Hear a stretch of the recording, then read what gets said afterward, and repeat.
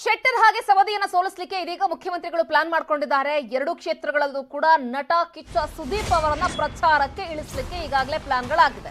ಅದಕ್ಕೆ ಸಂಬಂಧಪಟ್ಟ ಹಾಗೆ ಬೊಮ್ಮಾಯಿ ಅವರು ಏನು ಹೇಳ್ತಾರೋ ಆ ರೀತಿಯಲ್ಲಿ ನಾನು ಪ್ರಚಾರವನ್ನ ಮಾಡ್ತೀನಿ ಅಂತ ಹೇಳಿ ಸುದೀಪ್ ಅವರು ಬಹಿರಂಗವಾಗಿ ಹೇಳಿಕೆಯನ್ನ ಕೊಟ್ಟಿದ್ದಾರೆ. ಈಗಾಗಲೇ ಪ್ರಚಾರಕ್ಕೂ ಕೂಡ ಹೋಗಿತ್ತು. ನ್ಯೂಸ್ 18ಗೆ ಇದೀಗ ಸಿಎಂ ಆಪ್ತ ಮೂಲಗಳಿಂದ ಸಿಕ್ಕಿರುವಂತಹ ಮಾಹಿತಿ ಇದು. ಬರೋಬ್ಬರಿ 25 ಕ್ಷೇತ್ರಗಳಲ್ಲಿ ಅವರು ಪ್ರಚಾರವನ್ನ ನಡೆಸ್ತಾರಂತೆ. ಇದೇ ವಾರದಲ್ಲಿ ಸುದೀಪ್ ಅವರು ಭರ್ಜರಿಯಾಗಿ ಕ್ಯಾಂಪೇನ್ ಅನ್ನು ನಡೆಸ್ತಾರೆ.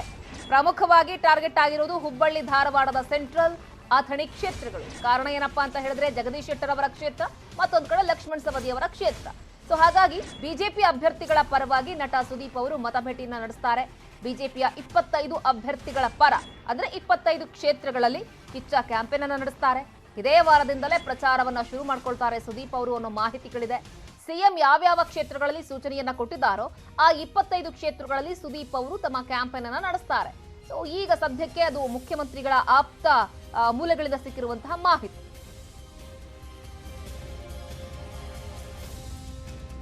ಬನ್ನಿ ಬಗ್ಗೆ ಮತ್ತಷ್ಟು ಮಾಹಿತಿಯನ್ನು ಕೊಡ್ತಾರೆ ನಮ್ಮ ಪ್ರತಿನಿಧಿ ಸತೀಶ್ ನೇರ ಸಂಪರ್ಕದಲ್ಲಿ ಜಾಯ್ನ್ ಆಗ್ತಾ ಇದ್ದಾರೆ.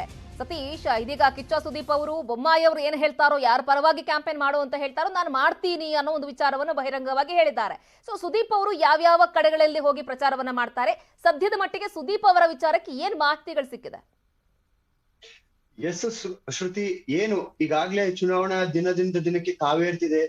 ಅದರಲ್ಲೂ ಮುಖ್ಯವಾಗಿ ಈ ಬಾರಿ ಕರ್ನಾಟಕದಲ್ಲಿ ಅಧಿಕಾರದ ಚುಕ್ಕಾಣಿ ಹಿಡಿಯಲೇಬೇಕು ಅನ್ನುವಂತ ಬಿಜೆಪಿ ಶತಾಯಗತಾಯ ಒಂದು ಪ್ರಯತ್ನ ಪಡ್ತಿದೆ. ಅದರ ಜೊತೆಗೆ ಅಧಿಕಾರ ಹಿಡಿಯುವುದರ ಜೊತೆಗೆ ಬಿಜೆಪಿಗೆ ಕೈಕೊಟ್ಟು ಕೊನೆ ಮೂಮೆಂಟ್ ಅಲ್ಲಿ ಕೈಕೊಟ್ಟು ಕಾಂಗ್ರೆಸ್ಗೆ ಹೋಗಿರುವಂತಹ ಜಗದೀಶ್ ಶೆಟ್ಟರ್ ಹಾಗೂ ಲಕ್ಷ್ಮಣ್ ಸವದಿ ಅವರನ್ನ ಸೋಲಿಸಲೇಬೇಕು ಎಂಬಂತ ಒಂದು ಪಣ ತೊಟ್ಟಿರುವ ರೀತಿಯಾಗಿ ಕಾಣ್ತಿದೆ.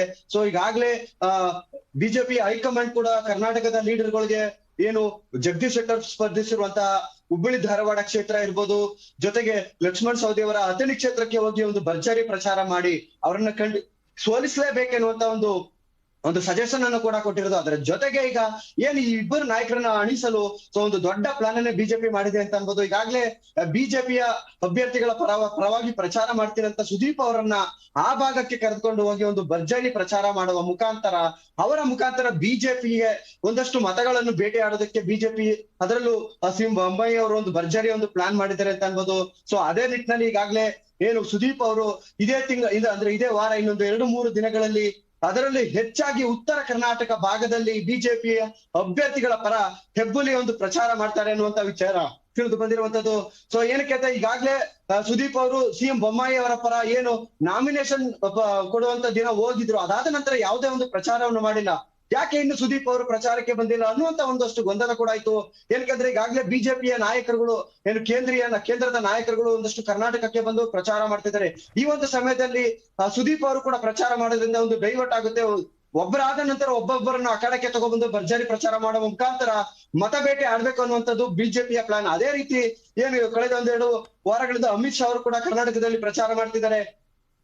ಅದರ ಜೊತೆಗೆ ಉತ್ತರ ಪ್ರದೇಶದ ಮುಖ್ಯಮಂತ್ರಿಗಳಾದಂತಹ ಯೋಗಿ ಆದಿತ್ಯನಾಥ್ ಅವರು ಕೂಡ ಕರ್ನಾಟಕಕ್ಕೆ ಬಂದು ಪ್ರಚಾರ ಮಾಡ್ತಾರೆ. ಅದಾದ ನಂತರ ಮೋದಿ ಅವರು ಕೂಡ ರಾಮನಗರದಲ್ಲಿ ಒಂದು ರ್ಯಾಲಿ ಮಾಡ್ತಾರೆ ಅನ್ನುವಂತ ವಿಚಾರ ಇದೆ. ಅದಾದ ನಂತರ ಸುದೀಪ್ ಅವರು ಏನು ಕರ್ನಾಟಕದ, ಅದರಲ್ಲೂ ಉತ್ತರ ಕರ್ನಾಟಕ ಭಾಗದ 25 ಕ್ಷೇತ್ರಗಳಲ್ಲಿ ಯಾರು ಸಿಎಂ ಹೇಳ್ತಾರೋ ಆ ಒಂದು ಕ್ಷೇತ್ರಗಳಲ್ಲಿ ಪ್ರಚಾರ ಮಾಡ್ತಾರೆ. ಅದರಲ್ಲೂ ಪ್ರಮುಖವಾಗಿ ಹುಬ್ಬಳ್ಳಿ ಧಾರವಾಡ ಸೆಂಟ್ರಲ್ ಕ್ಷೇತ್ರವಾದಂತಹ ಜಗದೀಶ್ ಶೆಟ್ಟರ್ ಸ್ಪರ್ಧಿಸಿರುವಂತಹ ಕ್ಷೇತ್ರ ಮತ್ತು ಅಥಣಿಯಲ್ಲಿ ಬಿಜೆಪಿ ಅಭ್ಯರ್ಥಿಗಳ ಪರವಾಗಿ ಸುದೀಪ್ ಅವರು ಪ್ರಚಾರ ಮಾಡ್ತಾರೆ. ಅದು ಇನ್ನು 2 ದಿನಗಳಲ್ಲೇ ಅಧಿಕೃತವಾಗಿ ಎಲ್ಲಿಂದ ಸುದೀಪ್ ಅವರು ಪ್ರಚಾರ ಮಾಡ್ತಾರೆ ಅನ್ನುವಂಥದ್ದು ಕನ್ಫರ್ಮ್ ಆಗಲಿದೆ ಶ್ರುತಿ. ಓಕೆ ಸತೀಶ್, ಥ್ಯಾಂಕ್ ಯು ತಮ್ಮೆಲ್ಲ ಕಂಪ್ಲೀಟ್ ಮಾಹಿತಿಗೆ.